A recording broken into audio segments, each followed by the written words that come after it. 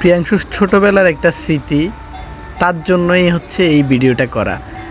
সে খুব মনোযোগ দিয়ে তার যে গাড়িটা চালাচ্ছিল সেই গাড়িটা ব্যাটারি চেঞ্জ করা ওর ভাইয়া থেকে শিখেছে, কোনো না কোনোভাবে দেখেছে, দেখেই সেটা করার জন্য ও হচ্ছে উদ্বিগ্ন হয়ে গেছে।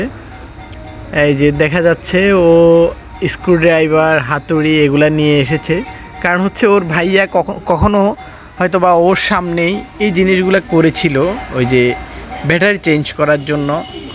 তখন ও ওটা দেখে নিয়েছে ওই সময়, এবং কি এখন সুযোগ পেয়েছে আর হচ্ছে ও নিজে নিজেই টেকনিক্যাল কাজ করা শুরু করে দিয়েছে। আর এই যে উপরে দেখা যাচ্ছে এখানে হচ্ছে প্রিয়াংশুর ভাইয়া, প্রিয়াংশুর ছোটোবেলার অনেক স্মৃতিচারণের জন্য অনেক ছবিগুলা হচ্ছে ঘরের মধ্যে টানিয়ে রেখেছে, দেখা যাচ্ছে এখানে।